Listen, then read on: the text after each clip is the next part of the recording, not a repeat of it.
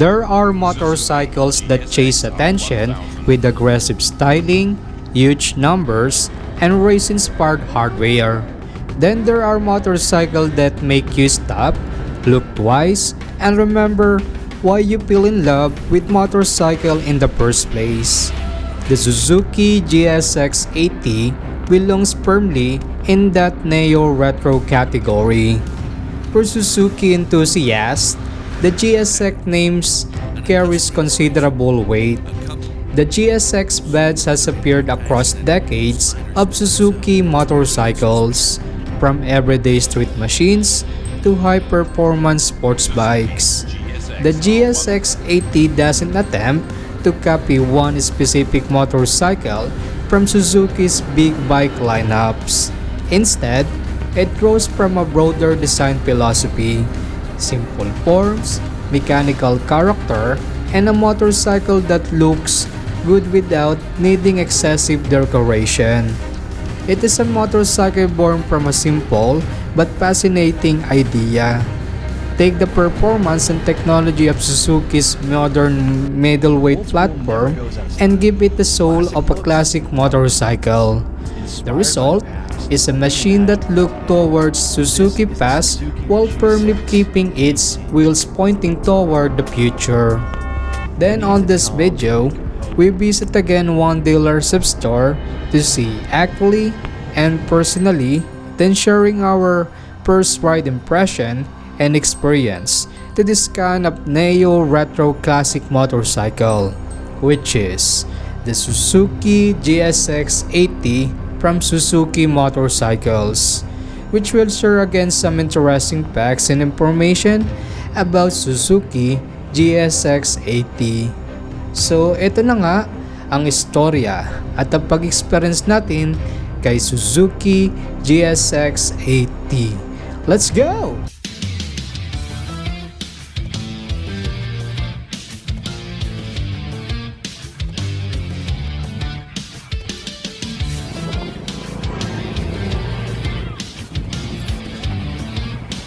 Back in 1968, Suzuki stunned the motorcycling world by releasing the T500 Titan, a 500cc two-stroke parallel twin that proved middleweight bikes could out-accelerate and out-handle heavyweight machines while offering bulletproof reliability. When Suzuki's design team sat down to create the GSX-8T, they drew direct inspiration from the T500 and the timeless Japanese roadsters of the late 1960s and 1970s. Rather than simply bolting plastic retro panels onto a modern naked bike, Suzuki reimagined the platform with key vintage details. The flat-bottom monoround LED headlight, factory bar end mirrors, tuck and roll custom saddle seat, and mechanical pieces. Suzuki wasn't simply making another naked bike. It was trying to create a modern Suzuki that looked as though it carried some of the company's history with it. On July 4, 2025, Suzuki officially unveiled the GSX-8T. Suzuki announced that global sales will begin in summer 2025, initially focusing primarily on Europe and North America. The GSX-8T became the simpler, more traditional-looking member of the pair, while the GSX-8TT added a headlight cowl and other styling elements inspired by Suzuki's 1970s road racing heritage. Although the GSX-8T looked backward for inspiration, its engineering looks firmly toward the future. It uses Suzuki's 776cc liquid-cooled parallel twin, a 270-degree crankshaft, Suzuki cross balancer, electronic throttle control, Suzuki drive mode selector, traction control, and a bidirectional quick shifter. It also has a 5-inch color TFT display. That contrast is really the heart of the GSX-8T story. Old school appearance new school engineering.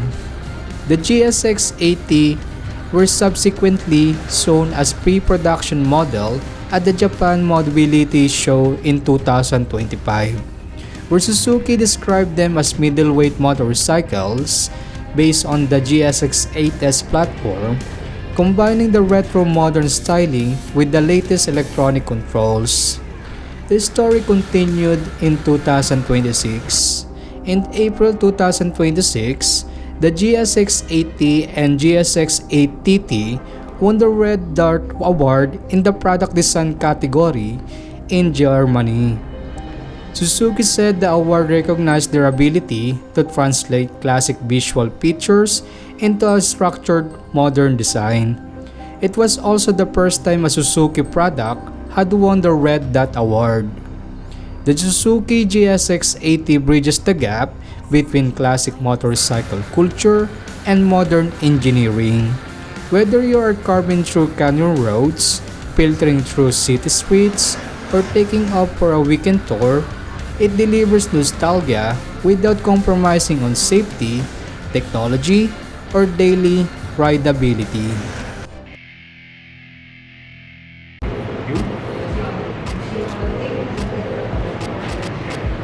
Hi everyone and everybody, welcome back again to this channel and to this content. So for this video, we have another motorcycle review again and another motorcycle impression about sa isang bagong motorsiklo, which is Suzuki GSX-8T. So makikita nyo dito sa motorsiklo ito ang super napaka-angas, napaka-forma at napakalakas ng motorsiklo from Suzuki Motorcycle Corporation. So let's go guys and let's do this amazing motorcycle review again about dito sa motorsiklo ito from Suzuki Motorcycle Corporation, which is Suzuki GSX-8T.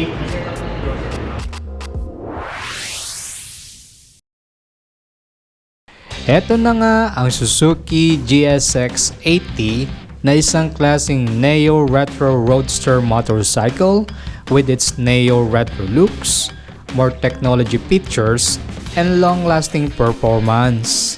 Ang motorsiklong ito ay may overall dimensions at nakapaloob nga sa dimension ng motorsiklong ito ang haba nitong 2,115mm, lapad na 775mm, taas na 1,105mm, seat height naman ito ay nasa 815mm, ground clearance niya naman ay nasa 145mm at may timbang na 201 kilograms. Then, mayabin ko nga ang body index ko sa motorsiklong ito kung saan nga mayroon tayong height na 5'5" at timbang na almost 60 kilograms. Then to our first ride impression to Suzuki GSX-8T, while in a static position, the seat height was good. Even to our height and weight, we can still have a good posture while sitting to this kind of motorcycle. Our feet was still reaching the floor, which is good for those time while encountering traffics and traffic lights. The handlebar also is good. I cannot hear any hindrances and disturbances while maneuvering the handlebar of this motorcycle while on its static position, which is really perfect for leaning angles on the roads and road challenges. While the GSX-8T has classic styling inspired by Suzuki motorcycles of the past, its engine is truly modern.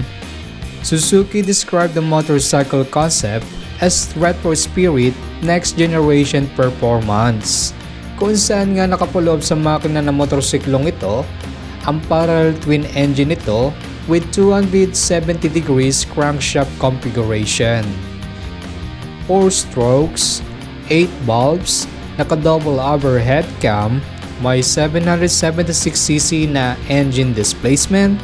Bore size and stroke naman ito ay nasa 84mm by 70mm. Compression ratio niya naman ay nasa 12.8:1. So gusto mo na rin bang malamang ng lakas at bilis ni Suzuki GSX-8T na kahit ako ay nanginginig pa din na malaman ko ang lakas at engine performance sa motorsiklong ito, kung saan nga maximum power output naman ito ay nasa 62 kW at 8,500 RPM na talaga namang maghahatid ng instant acceleration and accelerating engine performance habang nakasakay ka kay Suzuki GSX-8T. Ngunit hindi pa natatapos dyan ang engine performance sa motorsiklong ito, kung saan nga maximum torque lang naman ito ni Suzuki GSX-8T ay nasa 78 Nm at 6,500 RPM. The Suzuki GSX-8T pairs a 6-speed spin constant mesh transmission with Suzuki's proprietary SCAS or Suzuki Clutch Assist System and standard electronic shift aids. The GSX-8T uses a wet, multi-plate clutch system equipped with built-in ramp engagement cams that provide a dual action benefit. As in its function, under acceleration, the internal cams drive the clutch pressure plate together. Sleeper function, during aggressive downshifts or sudden engine braking, the cams disengage slightly to allow a controlled amount of clutch slip. The GSX-8T comes standard with Suzuki bidirectional quick system integrated directly with the ride-by-wire throttle. Clutchless upshifts. Under load, the shift rod signals the ECM to momentarily interrupt ignition timing, seamlessly slacking the gears so you can upshift without rolling up the throttle or catching the clutch lever. Clutchless downshifts. When slowing down, the system automatically flips the electronic throttle to match engine revs for smooth downshifts without requiring manual clutch intervention. The quick shifter can be toggled on or off via the 5-inch TFT dash menu depending on rider preference. Then its final drive is O-ring style 525 drive chain designed for quiet operation and long service life. The Suzuki GSX-8T uses a modern electronic fuel injection system designed to deliver precise fueling, smooth throttle response, strong performance, and good fuel efficiency. It's a part of motorcycle's 776cc parallel twin powertrain. The GSX-8T uses electronic fuel injection rather than a traditional carburetor. EFI continuously manages the amount of fuel supplied to the engine based on the information from various sensors and the engine management system. This allows the motorcycle to adjust fueling according to conditions such as engine speed, throttle position, engine temperature, intake air conditions, and engine load. The GSX-8T has a 16.5-liter fuel tank that has a useful capacity for a middleweight street motorcycles because it gives the rider a reasonable amount of range between fuel stops. Suzuki lists a WMTC fuel consumption figure of approximately 23.8 km per liter. Although, real-world consumption will vary according to traffic, speed, riding style, load, and road conditions. The Suzuki GSX-8T shares its performance-focused braking hardware with the GSX-8S and GSX-8R, pairing modern sports bike stopping power with rider assist electronics. The front brake setup includes dual Nissan 4-piston radial mount calipers. The radial mounting provides increased rigidity under heavy braking, resulting in direct feedback and minimal flex at the lever. It includes also twin 310mm floating stainless steel disc. It features a 5-way adjustable front brake lever to accommodate different hand sizes and glove thicknesses. The rear brake setup composed of single Nissan 1-piston pin slide caliper and single 240mm disc brake, designed to offer smooth, progressive trailing brake control without easily locking up the rear wheel in low traction environment. It features also dual channel ABS, standard equipped ABS, constantly monitors front and rear wheel speeds via magnetic sensors to prevent wheel lockups during panic braking or slick road surfaces. The suspension of the Suzuki GSX-8T is designed to balance comfort, stability, and sporty handling. Like the rest of the motorcycle, it combines a classic-looking package with modern chassis technology. At the front, the GSX-8T uses a KYB inverted telescopic fork. The fork has 130mm of wheel travel, giving the motorcycle enough suspension movement to handle uneven pavement while maintaining control during braking and cornering. The inverted design, also known as an upside-down fork, places the larger diameter fork tubes at the top. This provides a steep connection between the front wheel and chassis, helping the bike remain stable when the rider brakes hard or changes direction. For a middleweight street motorcycle, this is a good compromise between everyday comfort and responsive handling. At the rear, Suzuki uses a link-type rear suspension with a single shock absorber. The rear shock provides 130mm of wheel travel, and Suzuki equips the GSX-8T with spring preload adjustment. The preload adjustment is particularly useful for riders who frequently carry a passenger or luggage. Adjusting preload allows the suspension to maintain a more appropriate ride height when the load on the motorcycle changes.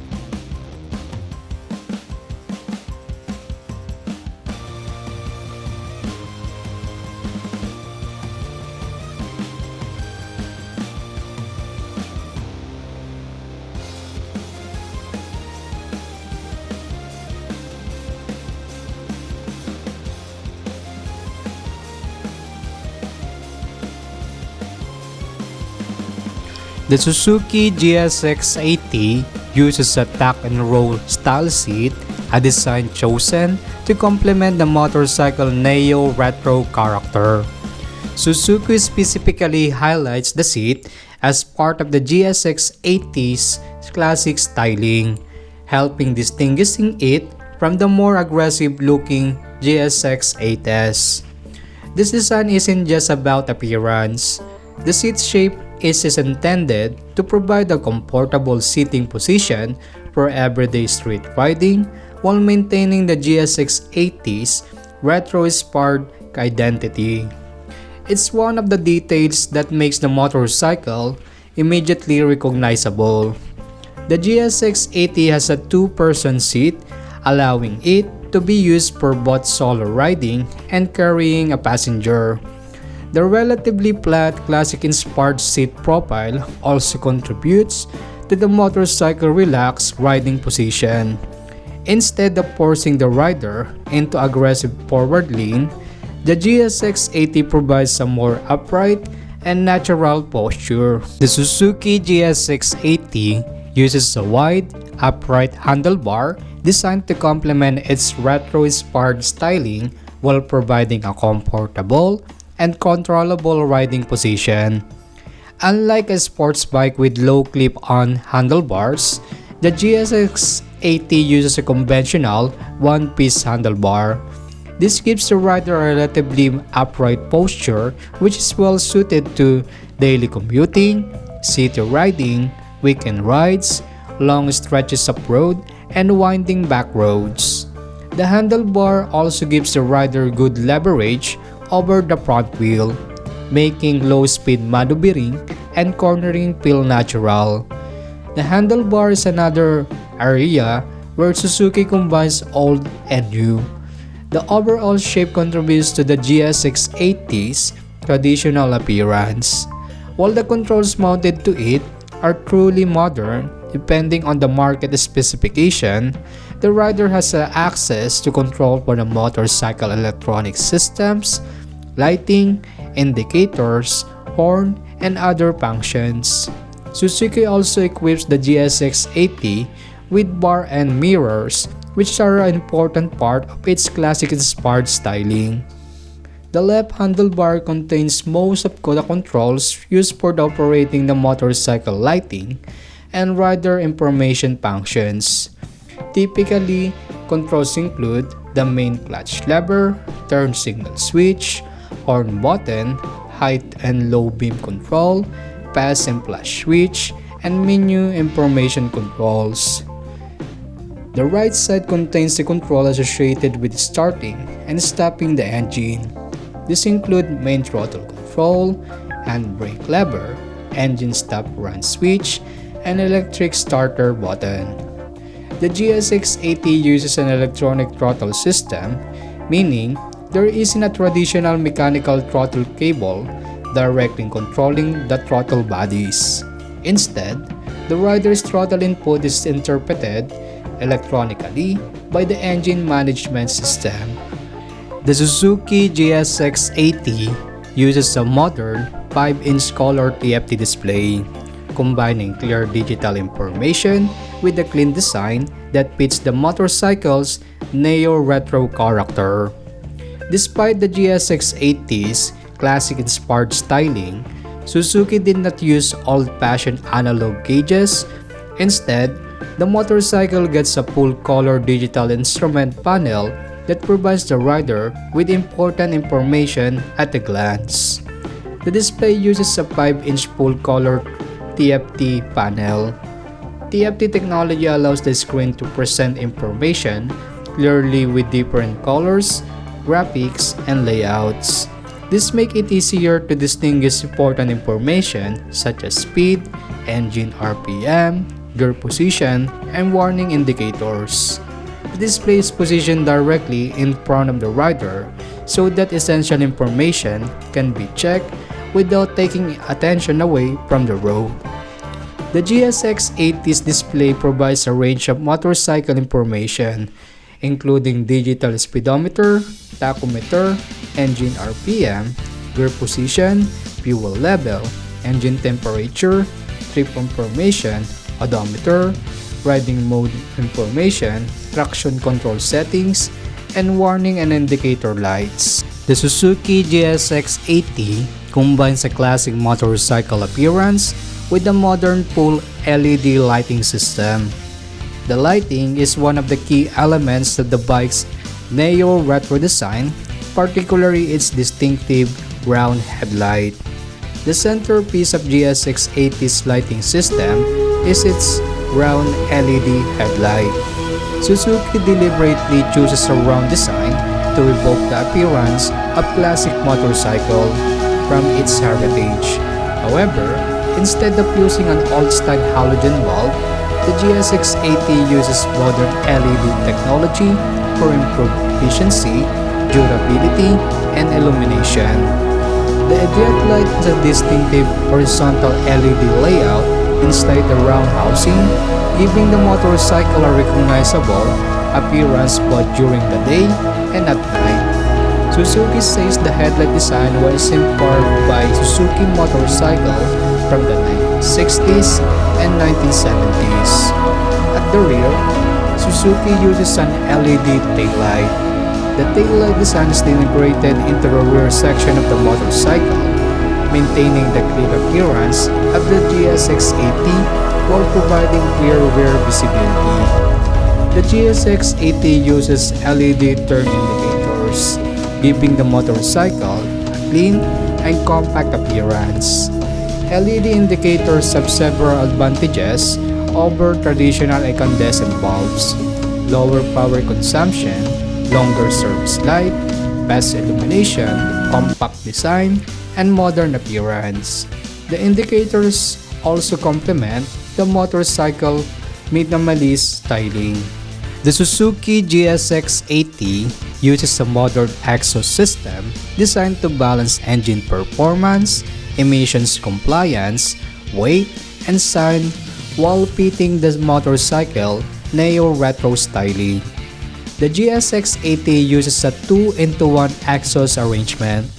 The two cylinders feed into a shared exhaust system before the gases pass through the catalytic converter and muffler sections. This type of layout suits a GSX-8T because it can help maintain a relatively compact exhaust package while supporting the engine's torque-focused character.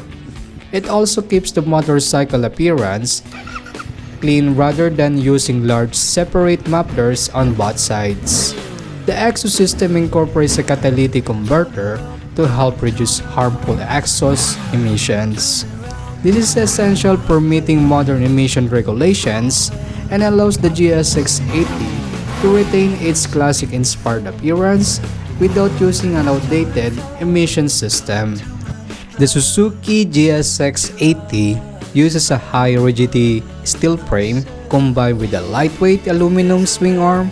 This combination is central to the motorcycle handling, stability, and comfort.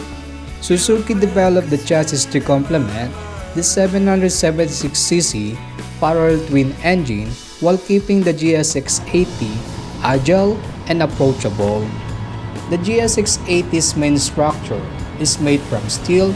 Suzuki described the frame as contributing to comfort, straight line stability, and nimble handling.